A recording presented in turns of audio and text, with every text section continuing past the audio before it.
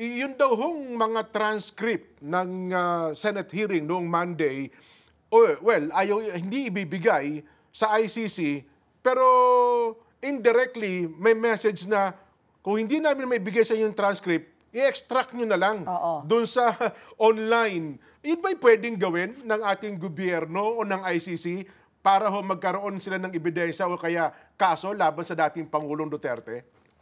Alam mo, Jed, Pat, peace as much as possible, no? Ako'y nalulungkot din sa nangyayari sa ating bansa ngayon. Parang napakaaga nung political squabble, itong bangayan sa politika. No? Entering pa lang sa 2.5 o magti 3 years pa lang ang Administrasyong Marcos, nagkahiwalay na, no? Yung unity team, no? Ang aga. Disunity team na. Disunity team na. Although I'm not part of it, no? Hindi ako part niyan. Alam niya, Pat Phil.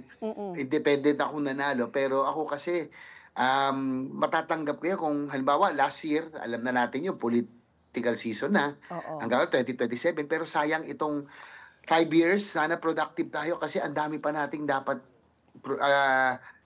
tutukan, ang dami pa nating problemang dapat bigyan ng pansin, no? Ako naging subject na naman ako, naging controversial ang aking statement kahapon, pero I would rather work and look at the problems. Halimbawa, itong Universal Healthcare Act, no? Ito pong advocacy ko, yung infrastructure development. Ang dami pa nating kailangan. We have a lot of catching up to do with our ASEAN neighbors. Sa pag-iwanan na tayo no? So, para pag merong ganitong bangayan sa politika, syempre kahit papano ito'y nakaka-apekto po sa nangyari sa ating bansa.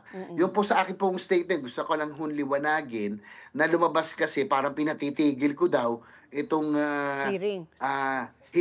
Hindi po, no? Kasi po, ang sabi nga nila, Senator Risa Ontiveros, siya po ang isa sa mga rito, talagang nagpupush na talagang si Pangulong Duterte at yung war on drugs talagang maimbestigahan. Managot. Ang sabi ho niya, parang there is enough evidence already. Yung mga revelations were shocking na mismo, kumbaga that's enough already. So sabi ko, kung enough na yan, siguro might as well wrap up so we can let the proper agencies already continue the investigation and pursue the case, no? In the proper forum, no? So, yun po, hindi po natin pinapatigil, pero kung talagang kung sa tingin nila enough na po yung mga shocking revelations, so siguro, kasi po budget hearing na next week pagsimula pag-resume namin. So, gusto ko, siguro dapat trabaho na. We have to wrap up all of these hearings already para magtrabaho tayo because half of our job is to pass the national budget. Wednesday na po ang start ng plenary, Pat P. Pero if there is one thing na naobserbahan ko, maraming shocking revelations na nangyari, pero like him or not, no? Pero si former President Duterte, inako niya yung responsibilidad, sabi niya walang iba, ako lang, no? Ako nag-utos lahat. So, may mga sinabi siya na might be incriminating. It's a subject for debate already. Sabi nga ni Senator Risa, pero para tindigan din niya yung kanyang naging aksyon nung siya ay Pangulo, siyempre kahit paano, dapat din ho nating bigyan ng, ng kahalagahan. Na hindi siya nagtuturo ng iba. No? Inako na niya. Kumbaga, the buck stops here with me. Kumbaga, ganun po ang nangyari. Kaya hindi ho natin pinatitigil.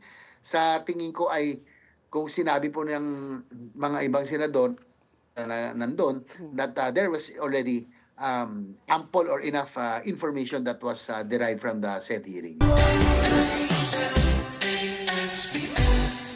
Let's get together.